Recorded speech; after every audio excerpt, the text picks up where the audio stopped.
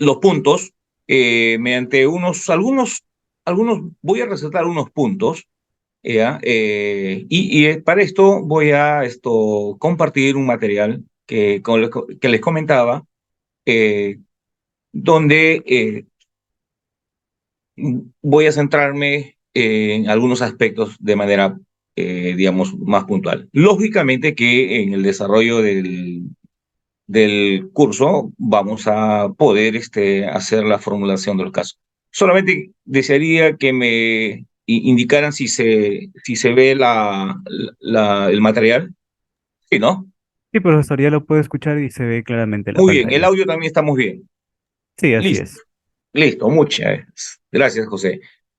Bien, estimados colegas y profesionales de la contabilidad, vamos a ver algunos puntos, les he traído a manera de resumen para poder tratarlo en estos breves tiempos.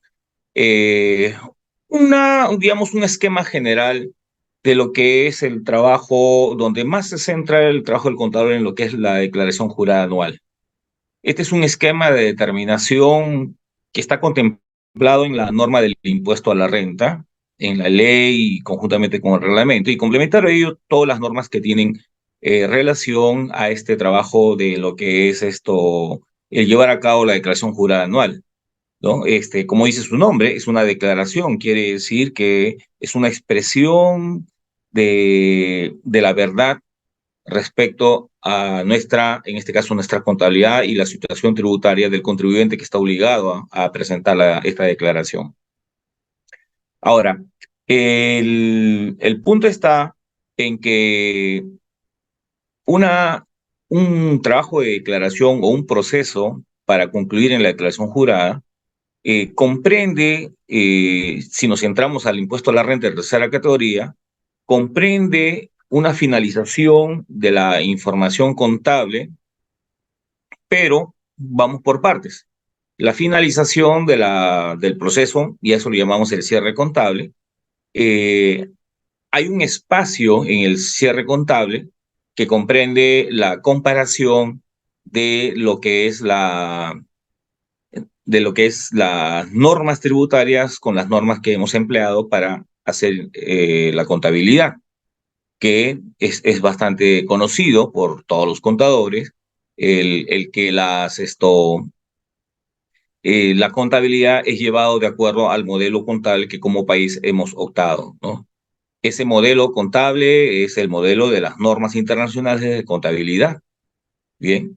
Entonces, partiendo desde ahí, es que también vamos a encontrar de manera inevitable diferencias con la norma tributaria, porque ella está centrada a lo que es la determinación de una base, de un resultado tributario que no es el contable, ¿no? El resultado tributario tiene sus propias reglas, y de seguro que lo hemos escuchado y esto bastante, y también nos interesa durante el desarrollo de la contabilidad que se da en todo el ejercicio y mucho más también cuando hacemos un proceso de cierre contable que conlleva, entre otras cosas, a la declaración jurada, en este caso del impuesto a la renta, ¿no? La declaración jurada anual, que el contenido de esta declaración es un contenido financiero, y eso lo podemos apreciar cuando trasladamos la cifra de los estados financieros, como es el estado de situación financiera y el estado de resultado, y a nivel de libros, el conjunto completo de estados financieros,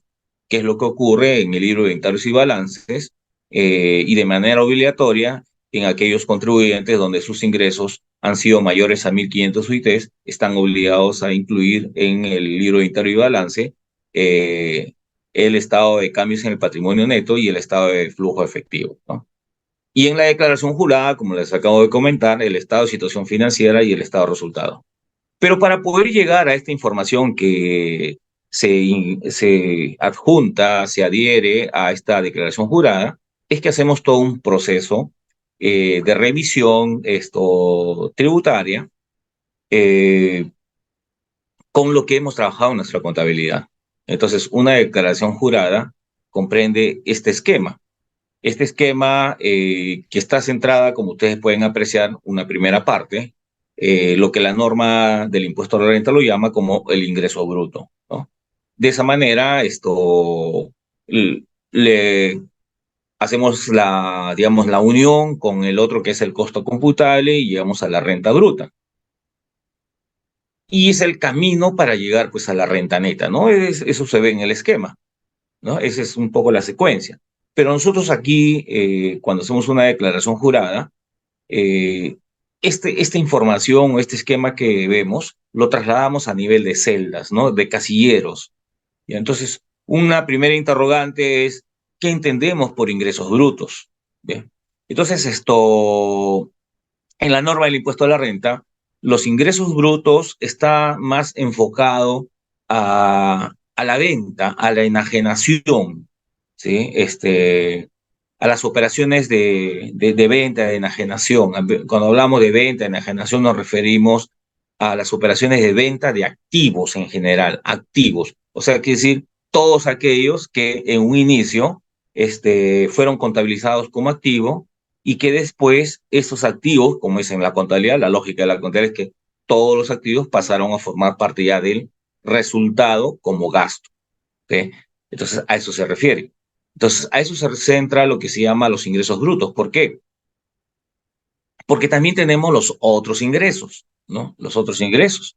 Los otros ingresos son, pues, una entidad puede estar realizando actividades de comercialización, pero sin embargo puede tener un ingreso por alquiler, puede tener un ingreso de repente por una asesoría, puede tener un ingreso por un ingreso por un redondeo, ¿no? Ingresos por diferencia de cambio. Entonces, esos son los otros ingresos. Entonces, los ingresos brutos está centrado a la actividad principal del negocio, ¿sí? A lo que se dedica y también qué es lo que utiliza para esa actividad, como son los activos fijos. Entonces, cuando se realiza una venta, una enajenación de esos activos, entonces se produce también a la vez, aparte del ingreso contable y tributario, ¿no? También se da lo que se llama el costo computable, ¿no? El costo computable es lo que nosotros llamamos el costo de ventas en el caso de los inventarios, en el caso de servicios también el costo de venta de servicios y en el caso de activos fijos el costo de enajenación, ¿no? Entonces, de esa manera nosotros vamos a determinar una renta bruta. Y es así también como se da el llenado de lo que es el formulario 710, el formulario completo, también el simplificado, y es como se da cumplimiento a una parte de la declaración jurada. Entonces, nosotros tenemos que revisar estas partes de las normas para tener en cuenta qué es lo que hemos empleado en la contabilidad y qué es lo que nos pide que utilicemos como reglas de la tributación y ver si en esas existen diferencias, ¿no? Porque sí se dan diferencias, ¿no? Porque, a manera de ejemplo, cuando nosotros hacemos una contabilización de activos fijos, tomamos en cuenta, entre otras cosas, me refiero pues a la NIC 16, entre otras cosas, por ejemplo, el componente del costo de un activo al inicio, ¿no? Y ese componente está pues en el párrafo 16 de la NIC 16. Dice que el componente es el costo de adquisición, los costos atribuibles y los costos estimados que se espera se den en el futuro, ¿no? Cuando se produzca la baja del activo. Estos son los costos de desmantelamiento, rehabilitación, ¿no? Esos costos. ¿Sí? Entonces, esto, por ejemplo, difiere definitivamente pues con lo que establece la ley del impuesto a la renta, que es el artículo 20, cuando se refiere pues al costo de construcción, ¿no? O el costo de construcción, empezando por el costo de adquisición. Entonces, hay una diferencia. Entonces, nuestra contabilidad puede que esté no puede que esté, es más seguro, ¿ya? Que al utilizar normas contables va a haber diferencias con la tributación. Entonces, esto de aquí no tiene por qué influir digamos, o representar un problema. No lo es, ¿no? Se lleva un adecuado control, ¿no? A manera de ejemplo, vamos a ver el día de hoy así rápido también algunas hojas o propuestas de hoja de control de estas diferencias. ¿Ya? Entonces, ahora, que en nuestro curso lo vamos a desarrollar mucho más. ¿Ve? Entonces, miren, de esa manera determinamos lo que es la renta bruta, ¿no? Entonces, esa renta bruta viene a ser los ingresos brutos menos el costo computable. El costo computable, artículo 20 del impuesto a la renta, hace referencia pues al costo de adquisición, costo de fabricación e incluso al valor de ingreso al patrimonio, ¿no? Son conceptos elementales para poder hacer un análisis tributario respecto a lo que hemos considerado en nuestra contabilidad. Y eso lo vamos a trasladar. Hay que recordar que esto, lo que estamos hablando de diferencias, que es lo más normal que se dé en una contabilidad respecto a las normas tributarias y el cumplimiento de la declaración jurada, es lo más normal que haya diferencias. Lo que no es normal de repente es que todo coincida, ¿no? Entonces ahí tal vez estemos ante una contabilidad que está empleando normas tributarias y que por supuesto se dan, en la práctica se dan, ya, pero podríamos decir de que esa contabilidad puede que no esté reflejando la realidad financiera necesariamente. Entonces, esto les comento porque también en la norma tributaria, en este caso en el reglamento de la ley del impuesto a la renta, que es el decreto supremo 122-94-EF, ¿no? Artículo 33. Ahí establece pues las diferencias que existen entre las bases contables y las bases tributarias. Entonces, la administración tributaria también necesita esta información en los casilleros, ¿no? Y ahí encontramos dos casilleros, el casillero 103, el casillero 105 de la declaración jurada anual, en donde la administración tributaria solicita que se ingresen las bases contables y las bases tributarias y por lo tanto por la diferencia que la misma lógica del formulario virtual 710 determina a cuánto asciende la adición o la deducción, dependiendo de cuál se trate, ¿no? Entonces, cuando nosotros llegamos a revisar una renta o a determinar una renta bruta, ¿ya? Una renta bruta, también iniciamos ya el siguiente proceso, que es la revisión de los gastos. Los gastos distintos, lógicamente, a esta figura del costo computable, que nosotros llamamos costo de venta, costo de enajenación. Entonces, nos vamos a la información que tenemos en nuestra contabilidad respecto a los gastos y también los ingresos.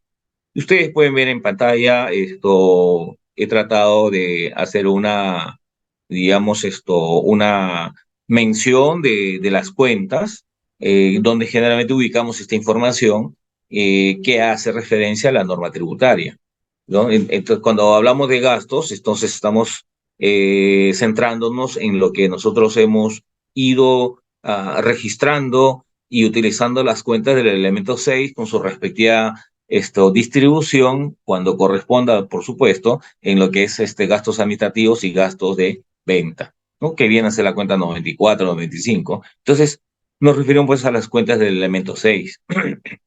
En nuestra contabilidad están contabilizadas ah, tomando en cuenta el criterio general de la contabilidad de que cuando califica como un gasto, ¿no? Y es un elemento contable. Entonces, el marco conceptual para la información financiera, que es, digamos, la base teórica sobre la cual se desarrollan todas las normas contables y qué es lo que nosotros tenemos presente al momento de hacer una contabilidad.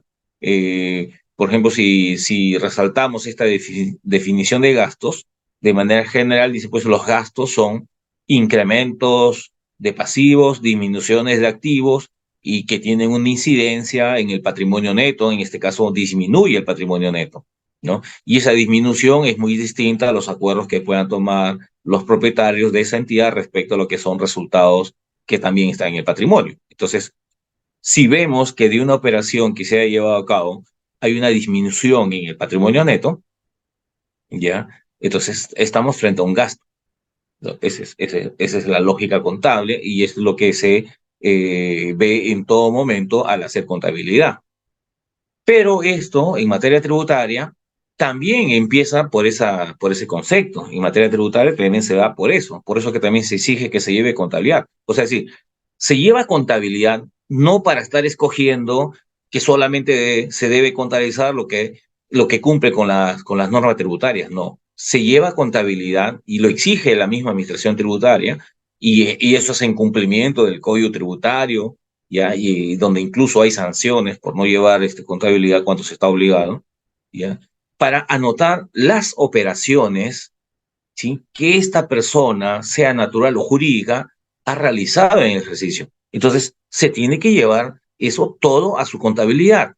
Aquí todavía no estamos entrando al terreno de que si es gasto aceptado para fines tributarios o no es aceptado, si tiene documento, no tiene documento, ya, no, nada de eso. Entonces, se lleva a la contabilidad todo aquello que está dentro del concepto contable, en este caso del gasto. ¿Bien? Y listo. ¿Por qué? Porque en materia tributaria, partiendo de este concepto, este gran concepto de la contabilidad en materia tributaria, se inicia a poner en práctica, a aplicar estas reglas específicas, ¿no? Perdón, primero reglas generales y después las reglas específicas, ese es el orden. Las reglas generales, esto es pues primero la justificación del gasto, que vendría a ser pues lo que es el principio de causalidad, quiere decir la necesidad de incurrir en el gasto. Tiene que ser propio al negocio, que esté relacionado a las actividades que se está llevando a cabo, ¿ya? Esto que tenga que ver con la renta que vamos a obtener.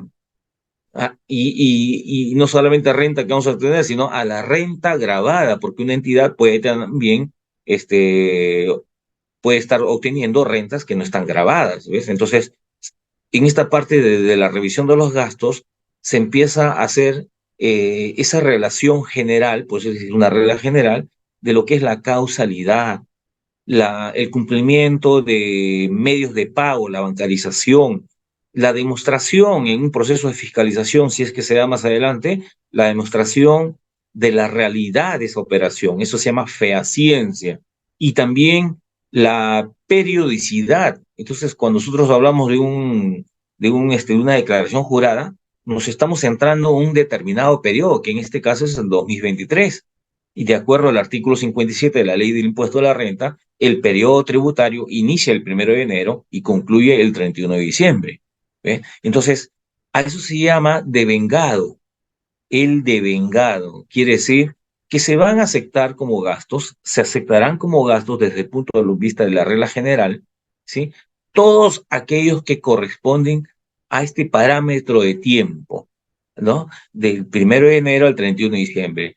Si ahí hubiese una operación que es ya de enero del 2024, pero sin embargo el proveedor nos envió la factura de manera adelantada el 28 de diciembre del 2023, entonces eso de ahí, por más que exista un comprobante de pago que de manera errada, no sé, habría que ver cuál es la situación, pero ya nos envió, no quiere decir que lo tomemos como gasto del periodo. Entonces, ¿por qué? Porque el tema de las facturas es un tema ya más de formalidad. Entonces, aquí estamos hablando de sustancialidad, pues a eso se refieren las reglas generales.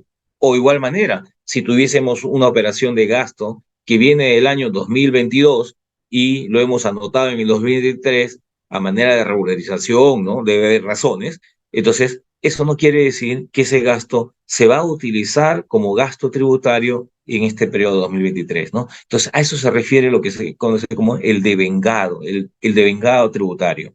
O sea, es decir, no solamente tiene que haberse dado los hechos que concretan de que sea un gasto, sino también debe corresponder a un periodo.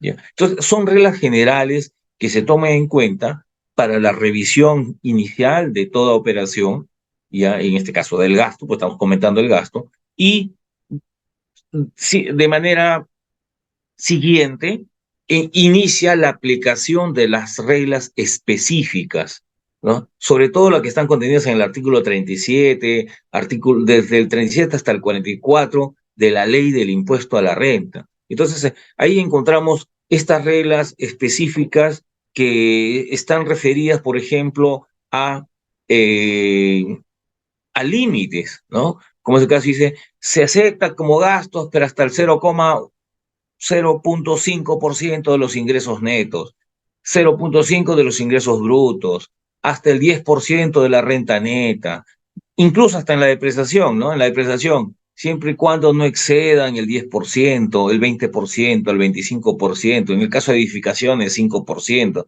Si hubiera reglas especiales, bueno, lo que diga la regla especial, pero para llegar a esa regla específica, se entiende que hemos llevado a cabo una revisión de la regla general. ¿De qué valdría si empezamos a aplicar la regla específica, ¿no?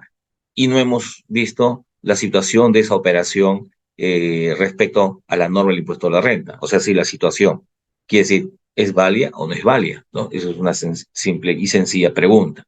Entonces, es una regla específica. Las otras reglas específicas tienen que ver con condiciones. Dice, se acepta como gasto, pero siempre y cuando hayas pagado.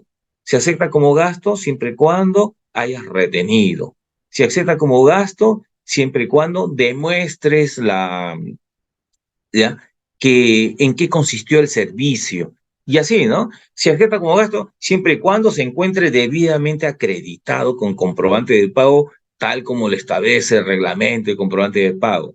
Entonces, ahí entramos a un terreno ya de las reglas específicas. Miren, miren, ese es el orden, ¿no? Entonces, a veces el orden se obvia y se inicia por el final y después se quiere aplicar el primero y ni siquiera, muchas veces, se toma en cuenta los primeros, se va de frente a las reglas específicas. Entonces, a esto vamos cuando nosotros entramos a este terreno después de la renta bruta. Lógicamente que esas reglas también tenemos que tomarlas en cuenta cuando analicemos esto del costo computable que hemos mencionado, pero vamos más que esa revisión, esa gran revisión de las reglas generales, reglas específicas, empezamos cuando queremos llegar a la renta neta, eso de los gastos. ¿Ve? Entonces, está claro que el concepto de gasto desde el punto de vista contable y que es cómo está realizada y llenada nuestra contabilidad, está enfocada pues a un gran concepto que también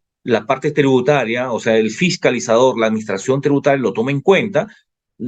La Superintendencia Nacional de Administración Tributaria, la SUNAT, en sus revisiones también emplea normas contables. Por eso es que, de seguro, cuando hemos llenado las declaraciones juradas de años anteriores, ¿sí? Hemos visto un primer mensaje, dice, ¿no? Su contabilidad debe estar de acorde a las normas internacionales de información financiera. Y es más, ¿no? Incluso hay una indicación en la parte informativa de la declaración jurada, en donde indica que has empleado normas internacionales de información financiera para MIPES o normas de información financiera completas. ¿Sí o no? ¿Por qué? Porque dentro de nuestra legislación contable, ya que la oficializa el Consejo Normativo de Contabilidad, ya contempla, pues, ha publicado, porque esto también se ve a nivel internacional, ha publicado dos juegos de normas contables. ¿Ve? Y la administración tributaria también está interesada en ese aspecto del contribuyente. Por eso que en la declaración jurada forma parte de la parte informativa, forma parte de la información que nosotros tenemos que precisar. De la misma manera en esta parte de los ingresos, acá donde dice ingresos, ¿sí? Ahí, por supuesto, nosotros en otros ingresos, eh, lo que estamos digamos, considerando en esta parte de aquí, ¿no? Ingresos, esta parte de aquí, ¿ya? Eh, es distinto a estos ingresos brutos que hemos mencionado, del cual hemos dicho, pues, eso de los ingresos brutos es resultado de la venta y enajenación de activos, es decir, lo que estuvieron inicialmente en nuestra contabilidad como activos. Entonces, los otros ingresos se refieren a los otros ingresos que también están contabilizados, ya están en la contabilidad, e incluso aquellos que no están en la contabilidad. ¿Por qué? Porque la tributación, el enfoque de ingreso es distinto a la contabilidad. La contabilidad siempre está viendo lo que es lo que vimos en el tema de los gastos, está viendo qué ocurre en el patrimonio neto. Entonces, en la contabilidad, el concepto de ingreso es incremento de activos, disminución de pasivos y que conlleven a un incremento del patrimonio neto. O sea, es decir, siempre vemos el efecto en el patrimonio neto, ¿no? Y hace la precisión, por supuesto, y dice, con excepción de aquellos incrementos del patrimonio como resultado de aumentos de capital, aportes, ¿no? Pues, entonces, ese es el concepto contable de ingreso. En cambio, en la parte tributaria, también parte de este concepto que está en el marco conceptual, y a ello le pone le da algunas exigencias más de orden tributario, por eso llamamos reglas generales, reglas específicas, y esto inicia pues a hacer primero una clasificación, ingresos grabados, ingresos no grabados, ¿ves? Aparte de eso también, en esta parte de los otros ingresos, esto empieza a hacer una exposición de temas como por ejemplo lo que es el valor de mercado, ¿ya? Renta ficta, ¿no? Renta presunta, si es que queremos llamarlo así, porque eso de renta presunta se da más en un proceso de fiscalización. Quiere decir que si nosotros tenemos importes o montos que estén relacionados a una operación o situaciones a una determinada operación y no están en la contabilidad porque no corresponden que estén, ¿ya? Nosotros en esta parte de la declaración jurada tendríamos que incorporarlo. ¿Para qué? Para determinar una base tributaria que se conoce como renta neta, ¿eh? Un ejemplo de ellos. ¿Qué pasa si la entidad realiza préstamos a sus socios o a otras empresas, ¿no? Realiza préstamos. O sea, en su contabilidad tiene cuentas por cobrar. Y el punto es de que no estableció, por ejemplo, cobrar intereses, ¿ya? Eso es lo más normal. Eh, Así lo decidieron. Y entonces, por lo tanto, si no hay intereses por cobrar, porque no se han establecido como condición, ¿ya? ¿Qué quiere decir eso? Quiere decir, pues, de que el contador no va a contabilizar esos importes o esos conceptos porque no están establecidos en el acuerdo contractual, ¿no? Muy bien. Pero para la tributación, empezando por el artículo 26, ya dice, ¿no? En general, dice, todo préstamo devenga un interés. Así. Y más abajo, en uno de los párrafos, dice, ¿no? Con excepción de las relacionadas, ¿no? ¿Por qué dice con excepción de las relacionadas? Porque el artículo 26 empieza a decir, ¿no? Dice, en general, todos los préstamos devenga un interés. O sea, no está diciendo todo préstamo debe cobrarse un interés, no, dice, todo préstamo devenga un interés. ¿Qué quiere decir esto? Que así no fijes intereses, ¿ya? En un préstamo que otorgas, ¿ya? Debes tomar en cuenta de que para fines tributarios va a haber un interés, no para cobrar, sino para tomar en cuenta y llegar a ese resultado que nosotros le llamamos como renta neta. ¿Ah? ¿Ya? Y más abajo, como les comentaba, dice, salvo, dice, que se demuestre lo contrario con su contabilidad. O sea, es decir, en la contabilidad, si demostramos que no han sido anotados intereses, entonces se acepta que no ha habido intereses, ¿no? Pero, dice, y ahí viene la otra parte, dice, pero, dice, esta situación de excepción no se da con entidades relacionadas. Entonces nos acordamos del artículo 24 del reglamento de la ley de impuesto a la renta, y nos regresamos a la ley y nos vamos al artículo 32A, donde están las referencias tributarias respecto a entidades relacionadas. Y entonces ahí, ¿qué quiere decir? Que si no se han fijado intereses y se han dado este tipo de préstamos, entonces tenemos que calcular cuáles son los intereses que deberían haberse fijado o resultan de esa operación de manera referencial, para que de manera extracontable lo incluyamos como otros ingresos vía la acción. Eso se llama vía lo que es la adición. Por eso que cuando llegamos a esta parte de la renta neta, ¿no?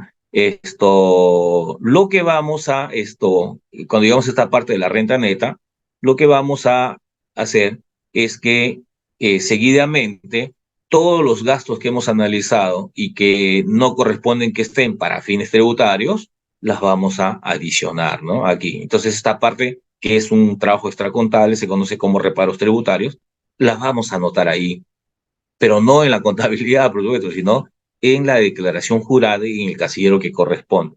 Este caso que les acabo de comentar, el tema de los intereses, no están en la contabilidad y está correcto que no estén en la contabilidad.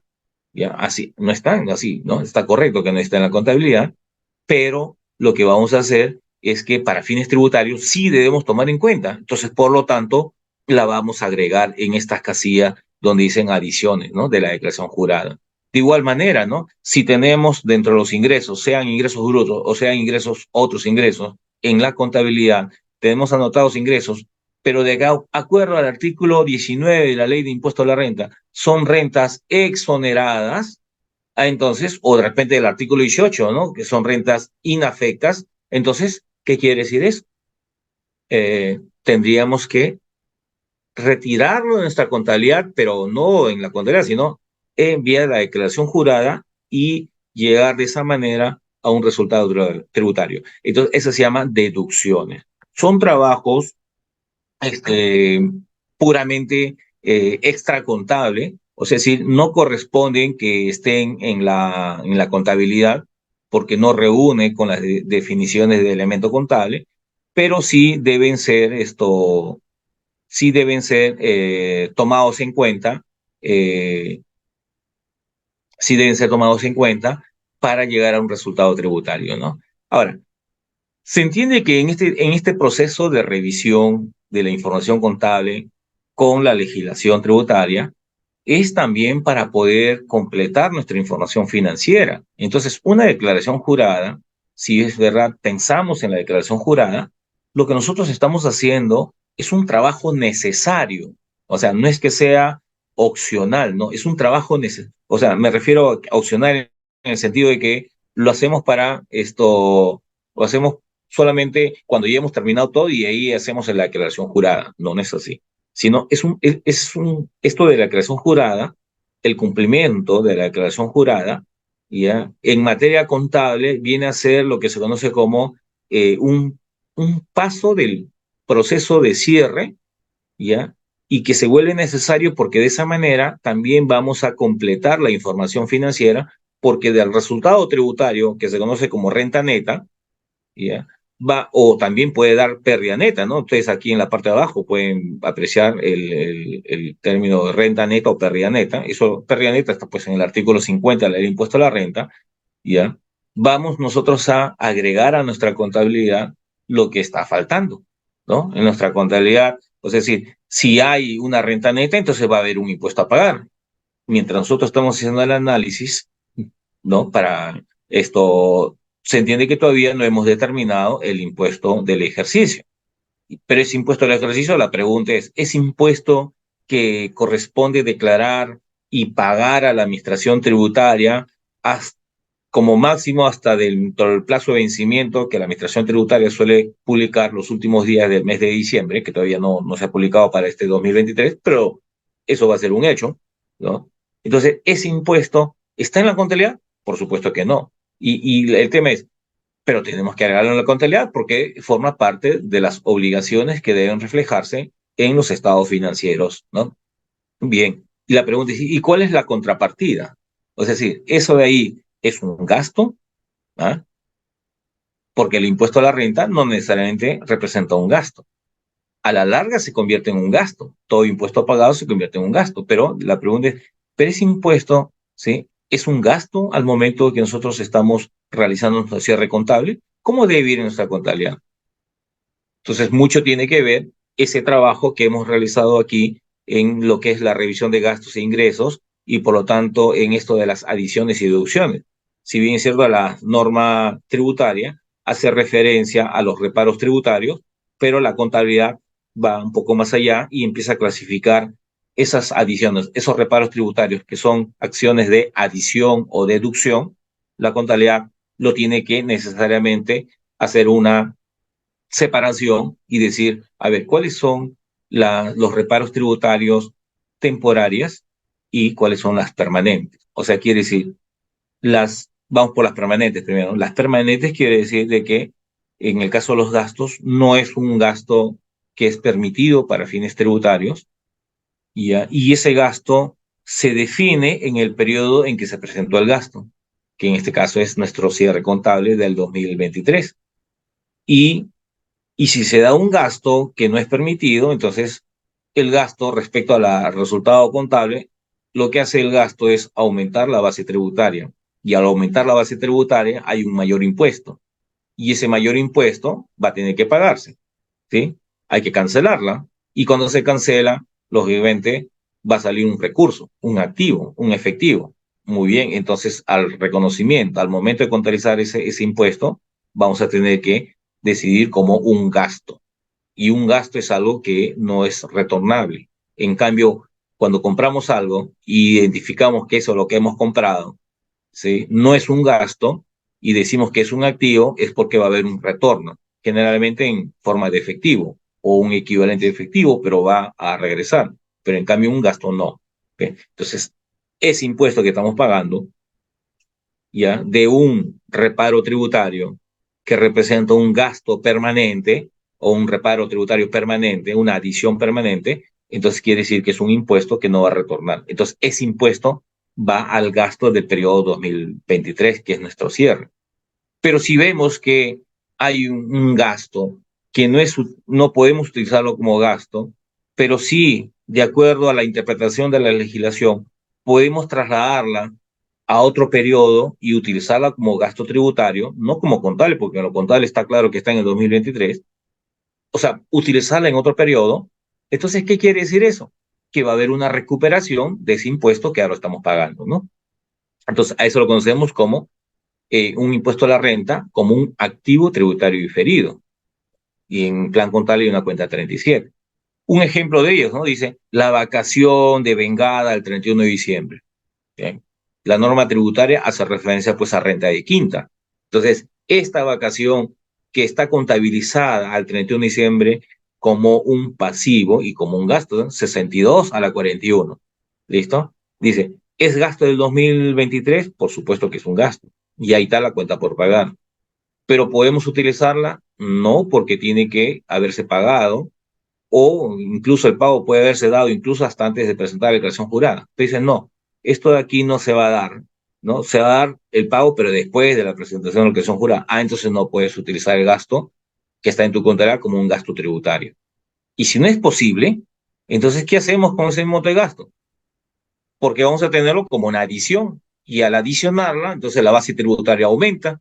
Y si aumenta la base tributaria, hay un mayor impuesto. Y ese mayor impuesto hay que cancelarla, declararla y cancelarla en la presentación de la declaración jurada. Pero el contador dice, sí, pero acá la norma dice que puede utilizarla en el periodo en que demuestre el pago. Ah, entonces es un gasto ya del 2023 que para fines del impuesto a la renta no podemos utilizarla y al no utilizarla aumenta la base tributaria, hay un mayor impuesto, pero ese gasto cuando lo utilicemos, que se tiene que hacer en el periodo que demostremos el pago, que puede ser el 2024, 2025, no sé, entonces en ese periodo vamos a utilizar ese gasto que no hemos utilizado en 2023. Entonces va a haber una recuperación del impuesto, ese impuesto que ahora estamos liquidando. Entonces a eso se llaman diferencias temporarias, ¿no? Y el contador tiene que agregar a su contabilidad todos aquellos impuestos que van a ser recuperables, esos son los famosos activos tributarios diferidos, y aquellos impuestos que no son recuperables, que se entiende que ya están como gasto y por lo tanto influyen en la determinación del resultado financiero. Lo mismo se hace con el tema esto de los ingresos, o los ingresos o las acciones de las adiciones, deducciones, perdón. En lo que son deducciones, también tenemos que hacer una separación entre deducciones temporarias y deducciones permanentes. ¿Por qué? Aquí ya no estamos hablando de activos, ¿no? Tributarios diferidos, sino más bien de pasivos. Entonces, imaginemos que tenemos ahí, ¿no? Algo bastante, no sé, pues un ejemplo sencillo, ¿no? Hace muchos años compramos un terreno y ahí lo tenemos como parte de los activos. Y por ese terreno pagamos una cantidad y hoy en día ese terreno pues ha aumentado su valor, ¿eh? Aunque ahí hablamos del tema de la regulación, vamos a hablar algo más, más algo que se contabilice, porque la regulación se contabiliza pues en patrimonio. Vamos a hablar, ¿ya? Pero es la misma lógica. Vamos a hablar, por ejemplo, el tema de los ganados, ¿no? Entendemos una entidad tiene ganados, ¿ya? Esos ganados pues los compró chiquitas, así cuando eran crías, ¿ya? Y a cierto costo. Y estos ganados, pues en el transcurrir del tiempo, los son activos biológicos, van a aumentar, aumenta volumen en su desarrollo biológico. Ese desarrollo biológico, eso se va contabilizando como una ganancia. Por eso está la cuenta 76, ¿no? Ganancia por medición, ¿no? Al valor razonable de activos no medidos a su valor razonable, ¿no? Activos no financieros medidos a su valor razonable. Eso también se aplica a plantaciones y a una serie de, digamos, de activos que podamos tener, ya se contabiliza como ganancia, ¿no? Una 35 o una 76. Entonces, en la contabilidad va a haber ganancias, ¿sí? Y en la declaración jurada vamos a incluir ganancias, ganancias por desarrollo biológico, ¿no? Y la pregunta es, ¿pero tenemos que tributar con esa ganancia? Entonces, ahí viene el famoso concepto de hecho imponible. Quiere decir, la situación que se da para tributar con el impuesto a la renta. ¿Ve? Entonces aquí diríamos, pues, a ver, pero todo ese ganado, ¿para qué tiene todo ese ganado? Para la venta, pero todavía no los ha vendido. Ah, entonces todavía no se da el hecho imponible. Y más adelante lo va a vender. ¿Cuándo lo va a vender? En el 2024. Ah, muy bien. Entonces en 2024 lo va a vender. Y ese monto que ha estado agregando al valor de todo ese ganado, ya lo que va a pasar es que no va no le corresponde tributar todavía porque no se ha dado el hecho imponible. Entonces, ¿qué va a hacer? Ya que está como un ingreso, ahí donde dice otros ingresos, lo va a deducir. ¿Sí? Va a bajar la base tributaria. Y al bajar la base tributaria se va a dar un menor impuesto a pagar. ¿Ve? Pero ese impuesto a pagar, al final sí la va a pagar. ¿Cuándo? Cuando vende ese ganado. Ah, y eso se va a dar no en este 2023 porque ya estamos terminando, sino en el 2024, ¿no? Eso es lo que hemos dicho.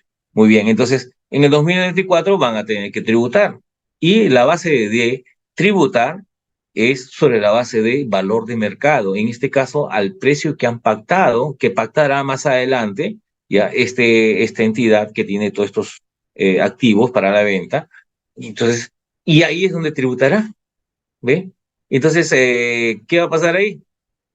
Lo que ahora, la ganancia de estos activos se ha dado una parte en el 2023 y está en nuestra contabilidad, sí, y cuando se dé el hecho imponible, que se entiende que es el próximo periodo, esa ganancia que está en la contabilidad ahora va a tener que agregarlo en la declaración jurada del 2024 y aumentará la base tributaria y procederá a hacer el pago del impuesto, la declaración y pago del impuesto. ¿Ves? Entonces, ¿qué está surgiendo en este periodo? Un impuesto a la renta diferido pasivo. ¿Ya? ¿Ve? Entonces, y ese impuesto tiene incidencia en el gasto del periodo que está haciendo el cierre y por el cual corresponde realizar la declaración. En este caso sería 2023. Entonces, son esas situaciones que debemos analizar y que lógicamente que nosotros en el desarrollo del evento ya vamos a mencionarla, vamos a desarrollarla para también aplicarlo en los otros casos que de manera muy puntual tengamos cada uno en nuestra contabilidad. ¿Sí? Entonces, miren, obviamente, vamos a vernos lo que acabamos de conversar, ya así, porque es un punto, en mi apreciación, es un punto importante que a veces, muchas veces, suele no profundizarla, entonces para eso estamos, pues, para conversarlos, ¿no? Y los contables nos vamos a entender bien. Mire, eso se llama impuesto a la renta diferido, ¿no? ¿En qué consiste ese impuesto a la renta diferido? Ya, lógicamente que este cálculo no se agrega en la declaración jurada, pero el resultado de este cálculo sí va en la declaración jurada. Ya dice, el impuesto a la renta diferido es la base contable comparado con la base tributaria.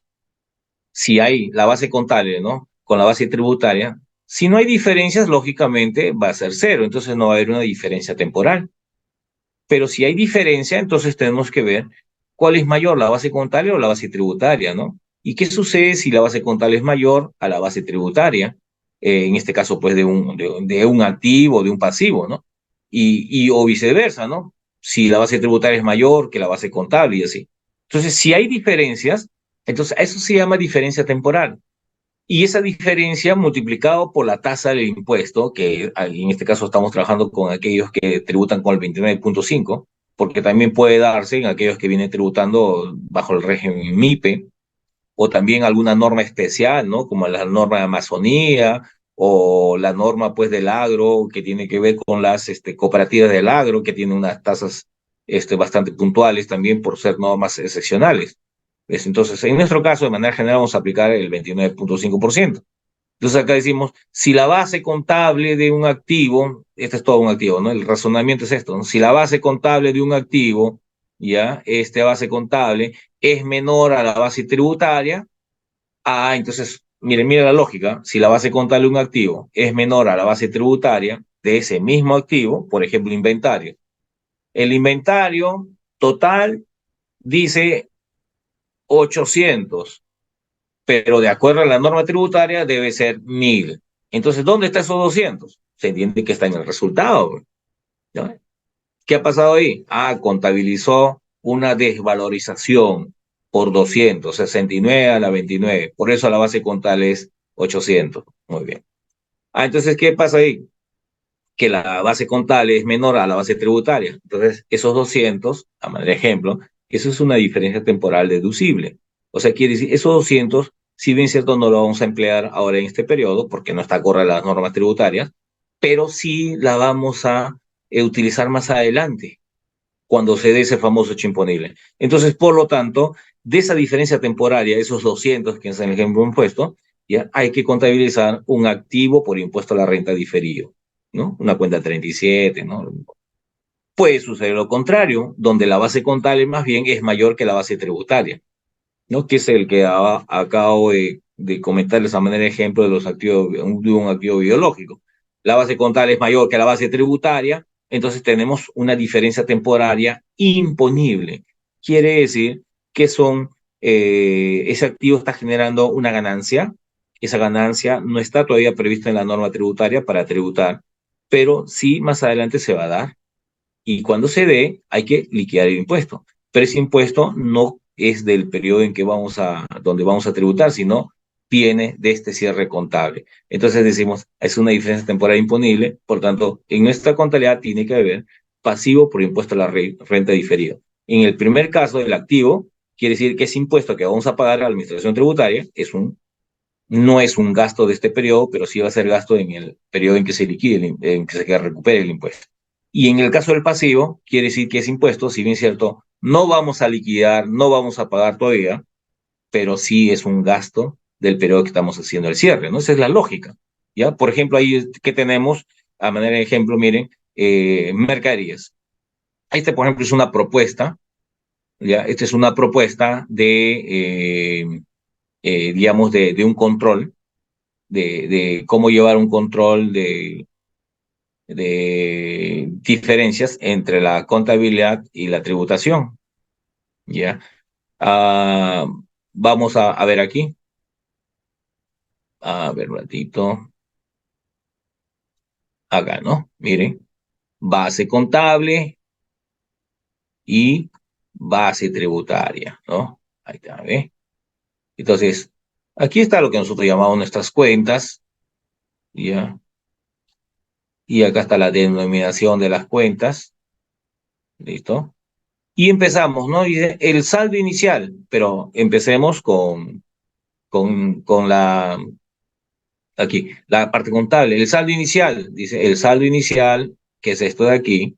Empezamos el ejercicio con un inventario de 50.000. No ha habido ninguna anotación de desvalorización, y entonces nuestra base contable inicial es de 50.000. En el periodo hemos realizado compras por 1.144.800, y también hemos contabilizado pérdida por desvalorización de 30.000. Por lo tanto, en ese periodo el incremento neto es 1.114.800, ¿no? Y también en el periodo ha habido disminuciones, o sea que en este caso se entiende por ventas, por 926.640, y ese ha sido todas las disminuciones, y llegamos a nuestro saldo final, ¿no? ¿Cuál es nuestro saldo final? 268.160 en inventario, con un ajuste que hemos reconocido en el periodo, y por lo tanto estamos terminando con 238.160. Listo, esa es nuestra base contable. Ahora nos vamos a la base tributaria. La base tributaria empezamos por lo mismo, o sea, quiere decir por esto de aquí. Esa es la, ¿no? Y decimos, ¿no? A ver, ¿cuál es el costo, en este caso, el costo del inventario? Que eso es lo que está en el artículo 20. El costo de los 50.000. Muy bien, esos 50.000 está bien. ¿No? Y decimos, en cuanto a los incrementos, no ha habido desvalorización. En cuanto a los incrementos, dice, ¿no? Aquí, de estos 114.000, ¿eso es el costo? No, el costo es esto. Muy bien. Entonces, por lo tanto, ponemos como base tributaria. ¿Estos 30.000 reúne con las normas tributarias? La respuesta es no. Muy bien. Entonces, para la parte tributaria, no se considera. Ahora, esta acá, ¿esto lo que se ha vendido es el costo? Sí, muy bien. En materia tributaria es el costo computable. Bueno, acá no hay nada. Entonces, muy bien, miren. eh, con ese análisis decimos, entonces, empezamos igual que la contabilidad, con 50.000, ¿sí? En cuanto a los incrementos, ahí es donde estamos eh, con diferencia. Aquí no hay diferencia, miren, 50 con 50 no hay diferencia. Por eso por eso aquí estamos poniendo cero, ¿ya? 50 con 50, no hay diferencia, cero. ¿Ve? Respecto a los incrementos, 1.114.800. Para la tributación es 1.144.800. Esos 30.000 no está incluido. Muy bien. Entonces, entre la contabilidad y la tributación tenemos una diferencia de 30.000. Muy bien. ¿Y esos 30.000 a qué va a conllevar? A un mayor impuesto de 8.850. Entonces, ese impuesto vamos a tener que cancelarla, pagarla, ¿ya? Y nosotros decimos, pero esos 30.000 después la vamos a utilizar en otro periodo. Muy bien, si es que eso va a suceder, entonces estos 8.850 es un impuesto recuperable. Ahí estamos ante un impuesto a la renta activo tributario diferido. En cuanto a la disminución, ¿sí? Contabilidad de tributación, hay una coincidencia, no hay diferencia y por lo tanto no hay impuesto. Entonces estamos terminando así, ¿ves?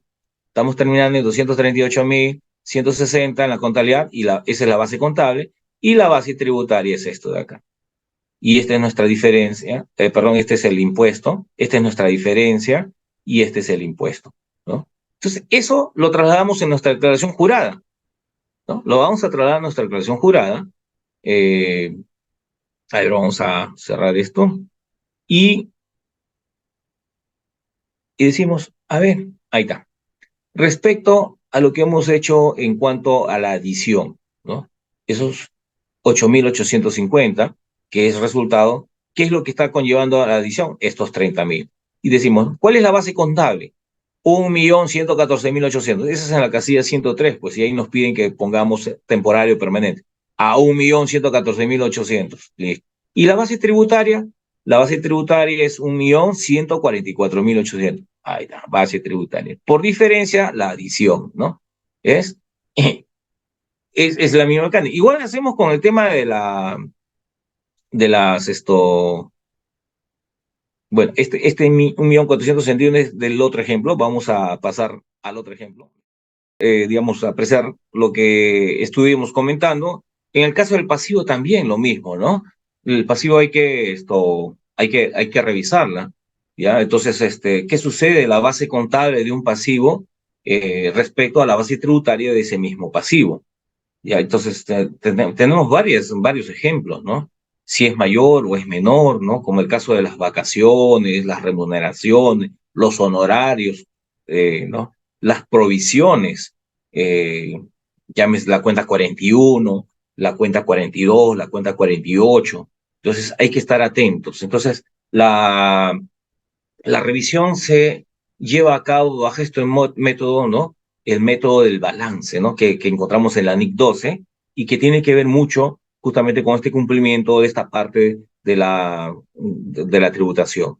¿Ya? Entonces, ahí estaríamos, pues, dependiendo de qué se dé, si es una diferencia temporal deducible, es una diferencia temporal imponible.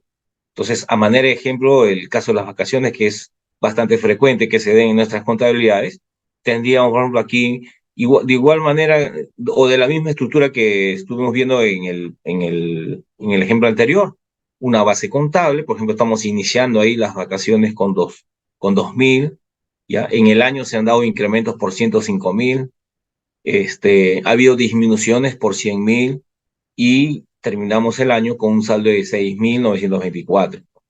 Entonces nos preguntamos, ¿no? Entonces, dentro de las cuentas contables que también ayudan bastante a este análisis tributario contable, encontramos, por ejemplo, que la cuenta 41.15.1, que son las vacaciones por pagar, son vacaciones que han sido provisionadas, o sea, sí, porque esto se han dado las circunstancias que ameritan de que la entidad contabilice pasivos, ¿ya?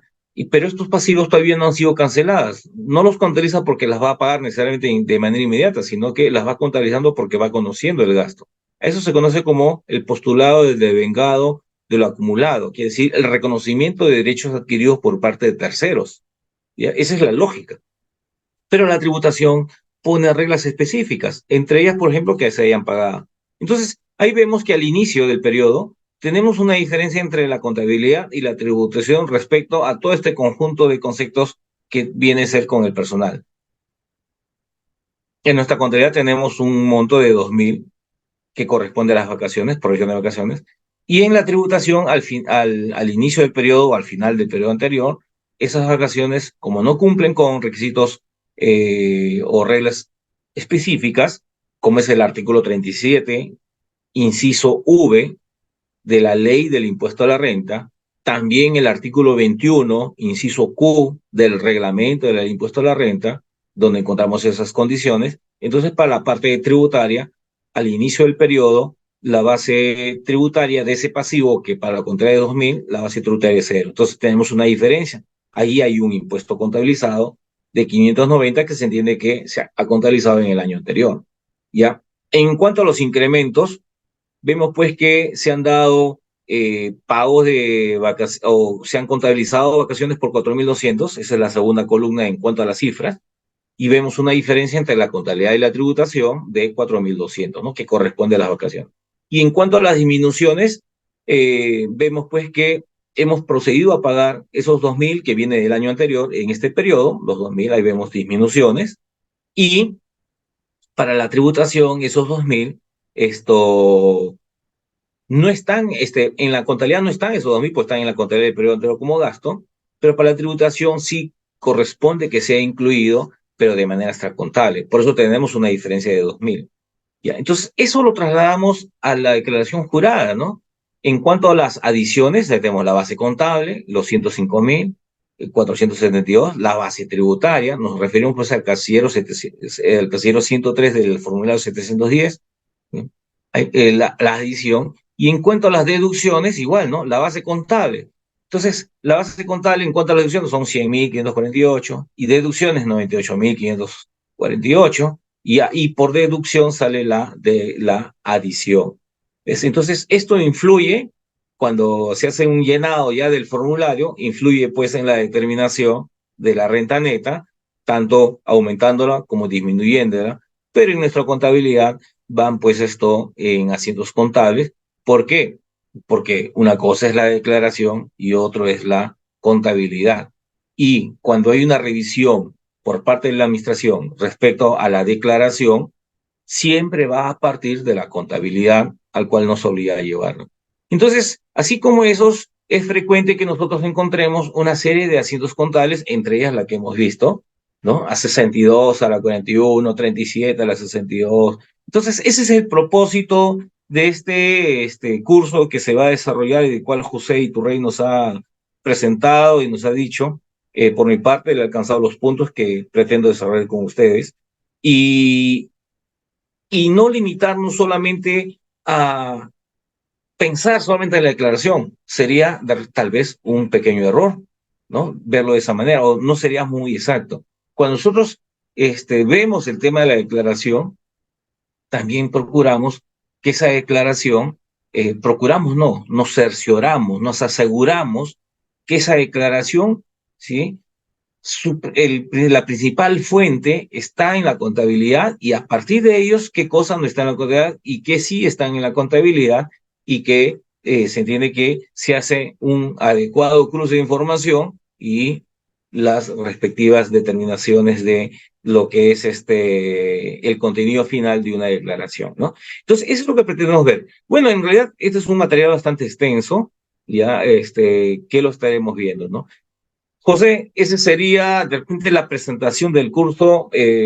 Después viene una serie de presentaciones de los PDTs que hemos utilizado en periodos anteriores, ¿no? Entonces, los espacios, pero eso ya lo vemos a más detalle en el día que nos convoquen para hacer nuestra reunión con el grupo que se haya optado a inscribirse. Si hay preguntas, pasamos a las preguntas.